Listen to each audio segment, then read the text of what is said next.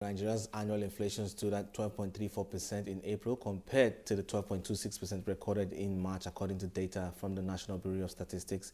And I have with me Femi Ogundimu, who is a fixed income trader at Access Bank. He joins me now to discuss this data and more. Thank you so much for joining me on the show today, Femi. I'd like to get what you make from the recent inflation figures. Oh, okay.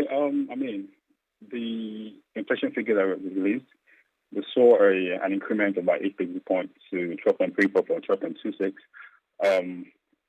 over a month on a month. Whatever happened wasn't, it's not surprising actually, given the current situation that we have found ourselves in, the fact that the price of goods and services has increased across board, and that translated into the increment you've seen in the inflation figures. Right, now let's get into the market this week, though. I understand there's a retail SMIs expected today. What can we expect from that?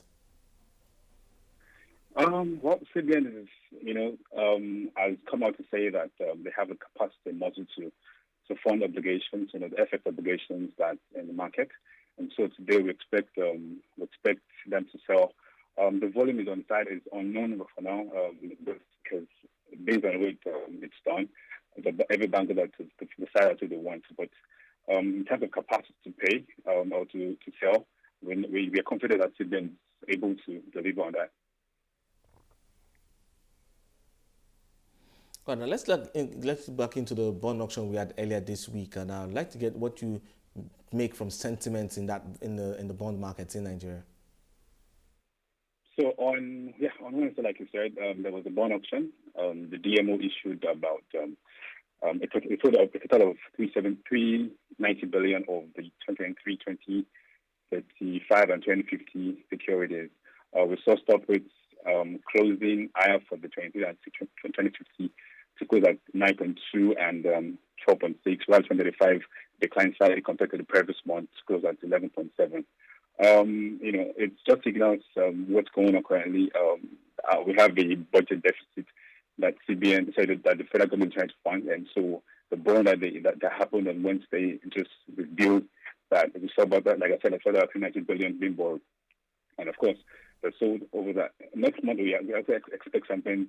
We have a high target for next month in terms of the budget that we set for the next month auction. And currently in the market, we've seen demands for those bonds and securities. We've seen people trying to sell down those securities, and the market has been active on those securities. All right, but let's get into the FX space, and I'd like to know what's been playing out at the INA window. At the INA window,